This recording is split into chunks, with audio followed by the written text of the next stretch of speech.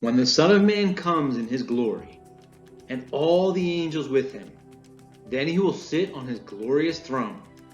Before him will be gathered all the nations, and he will separate people one from another as a shepherd separates the sheep from the goats. And he will place the sheep on his right, but the goats on the left. Pretty much debunks a pre-tribulation rapture. It's clear here that there is a general resurrection of all on Judgment Day. And one of the tricks used to make people think that there are multiple events instead of one is by claiming that the Great White Throne Judgment and the Bema Seat judgments are two different things. Really?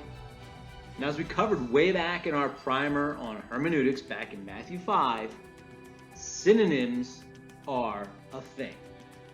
Dispensationalist version of rightly dividing the word is dissecting phrases that are so obviously referring to the same thing and segregating them.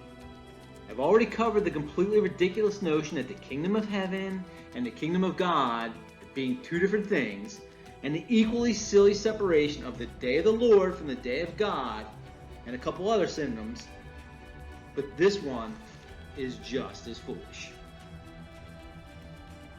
The Bible, the Didache, the Athanasian Creed, Augustine, the Augsburg Confession, the Westminster Confession, the Belgic Confession, and the Second London Baptist Confession all recognize one general resurrection and judgment of all at the Parousia. But contemporary dispensationalists parse every aspect of one judgment to make it become a bunch of individual ones. Now, it's bad enough when they make the Great White Throne and the Bema Seat two different things because the writers happen to use almost identical but slightly different words.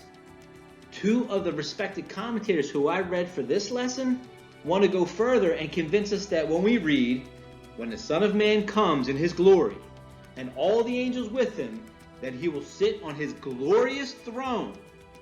Before him will be gathered all the nations, and he will separate people one from another, as a shepherd separates the sheep from the goats. That we shouldn't conflate this with the great white throne judgment of Revelation 20, verses 11 through 15. But why do they do this? It's because they want to squeeze their theology into the Bible instead of getting their theology from the Bible.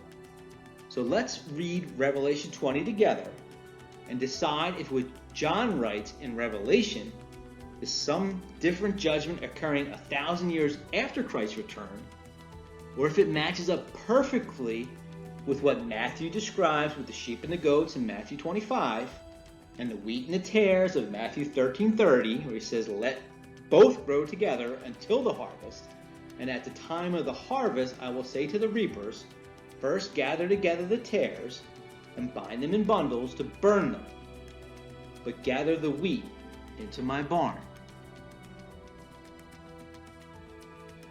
Revelation 20 states, "Then I saw a great white throne, and him who was seated on it. From his presence earth and sky fled away, and no place was found for them. And I saw the dead, great and small, standing before the throne, and books were opened. Then another book was opened, which is the book of life. And the dead were judged by what was written in the books, according to what they had done. And the sea gave up the dead who were in it. Death and Hades gave up the dead who were in them. And they were judged, each one of them, according to what they had done. Then death and Hades were thrown into the lake of fire. This is the second death, the lake of fire. And if anyone's name was not found written in the book of life, he was thrown into the lake of fire."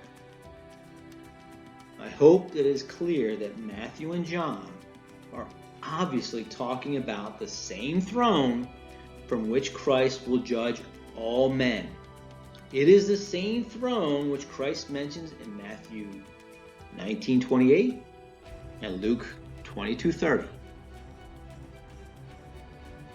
Let us then with confidence draw near to the throne of grace, that we may receive mercy and find grace to help in time of need. Since we've established that the throne from which Christ pronounces his judgment in Matthew 25 It is the same as the throne from which Christ pronounces his judgment in Revelation 20. Still not sure why this is even a question. We can now look at Paul's term, the judgment seat of Christ. As we covered in the last lesson, the same group that pushes a pre-tribulation rapture also pushes antinomian free grace theology.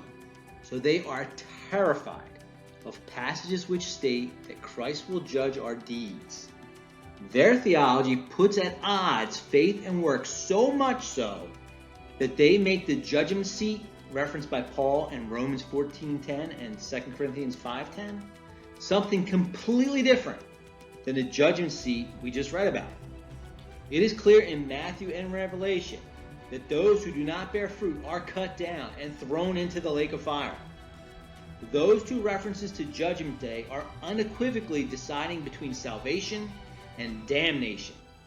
Since the antinomians want to separate faith and grace from works, they fail to understand that it is God's grace which grants us faith and empowers us to works.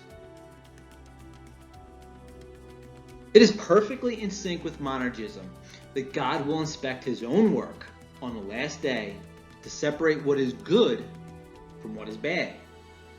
A farmer plants a garden, and when it is time for the harvest, he inspects everything that he planted, cultivated, and grew. He throws that which is rotten away and takes that which is good into his home. The fruit does not claim that it earned the farmer's selection. It is the farmer who did all the work, and it is his prerogative to choose whichever he desires.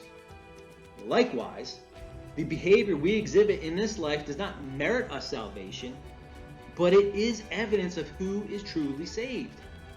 There is a reason Christ used the analogies of wheat and tares, and sheep and goats. To us suburban and city people, we can barely tell the difference. Only the farmer who knows his crop, who intimately knows his sheep, can make these distinctions.